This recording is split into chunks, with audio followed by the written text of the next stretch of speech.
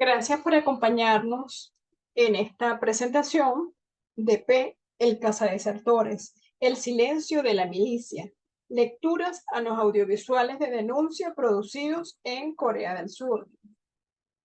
Nuestra intención fue acercarnos a una serie surcoreana transmitida por Netflix, la cual expone de manera muy cruda una denuncia al sistema militar.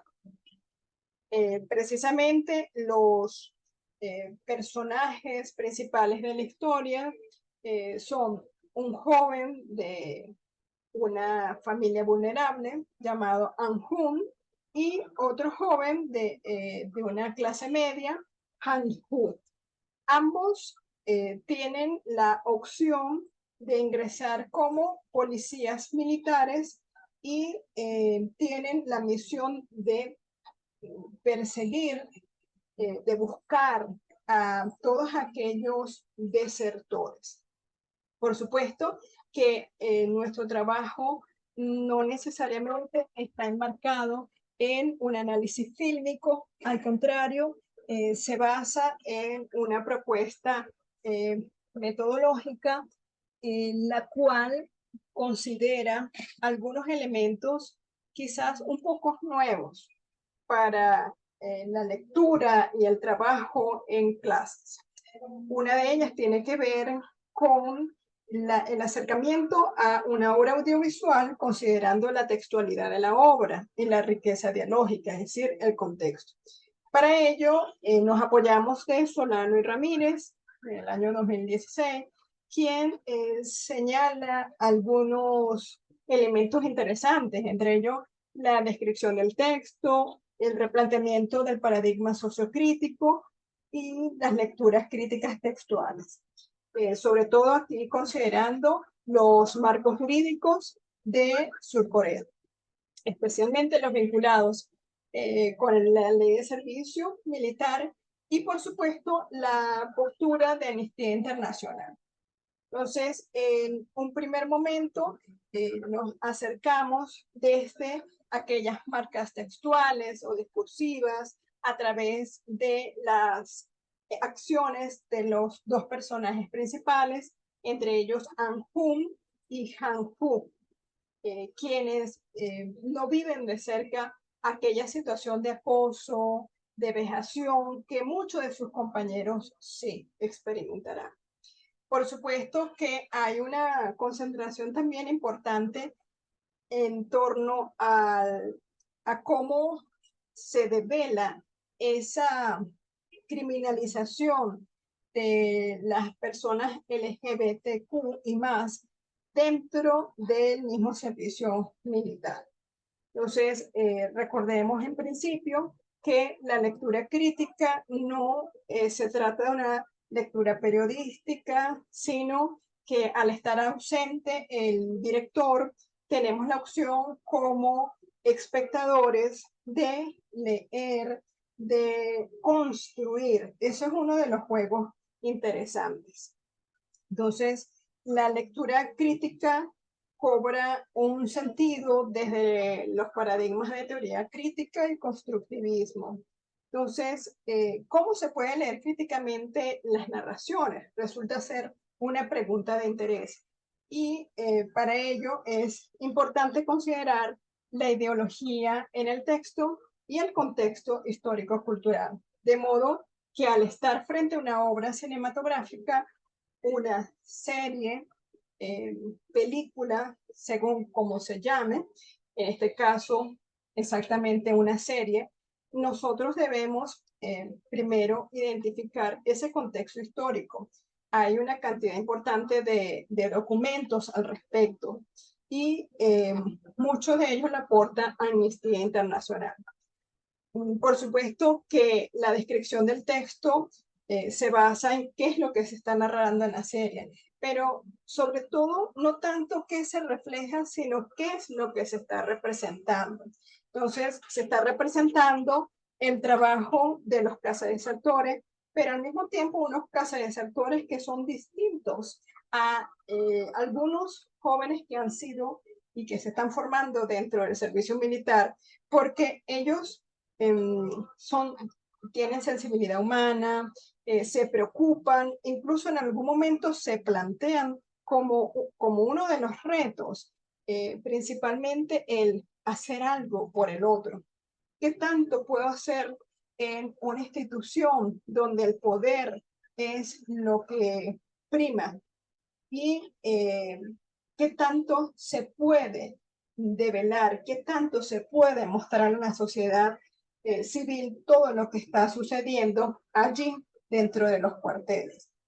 De modo que es una misión difícil y lo encontramos sobre todo al término de la primera temporada, en la cual uno de los compañeros es tratado como un criminal por precisamente ese desertor, y a través de su fuga comenzó una especie de venganza, y a partir de esas acciones la sociedad civil resultó afectada. Pero el punto está en qué tanto se puede tratar a este criminal como si fuese una no persona.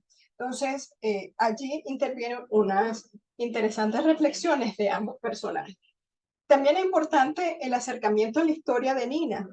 La historia de Nina que aparece precisamente en la segunda temporada, y es una de las historias que nos acerca al, a lo que significa ser un soldado gay.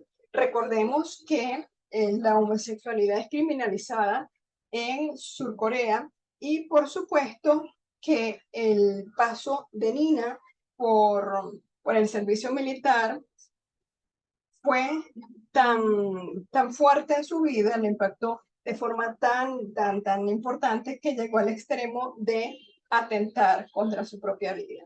Entonces, una de las fugas que emprende es precisamente para ser feliz y ser libre en medio de, de lo que le llama y ama con locura, que es precisamente el teatro. Fíjense, una de las frases dentro de la serie y de este mismo personaje: voy a morir igual, mejor muero aquí en el mundo exterior haciendo lo que quiero. Esta la situación límite que se encuentran cada uno de estos personajes, que prefieren morir antes de ser capturados nuevamente por el servicio militar. Entonces, hay una, un acercamiento a través de lo que se ve en los cuarteles, y es esa amenaza a la masculinidad machista. Y aparte de esa masculinidad machista, un choque entre las normas que se establecen, los principios que se pregonan y las distancias que se observan. Una de las alternativas al servicio militar son los objetores de conciencia, que aun cuando son resaltados por Amnistía Internacional en los documentos del 2019, aquel derecho a la libertad de pensamiento, conciencia, religión o creencia, vemos que son pasos muy lentos, porque fíjense, 2019 y aún no se ha avanzado lo que se desea. Entonces, otro de los aspectos que, que representa precisamente esta serie es esa inexistencia de libertades individuales. Entonces, si dentro de esas Fuerzas Armadas se castiga, ¿qué pasa con los miembros de la comunidad LGBTQ y más cuando ingresa y después de cumplir con el servicio?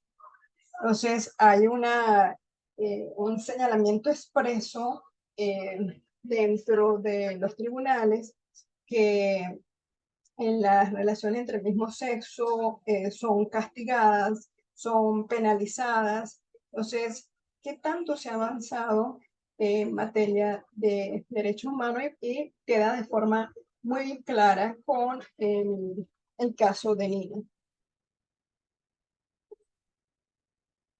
Pero el caso de Nina no es el único caso extremo dentro de la serie, sino también lo que sucede con el soldado Chuck, que es un apasionado escritor de cómics y al ser víctima de acoso constante, prefiere emprender su propia lucha.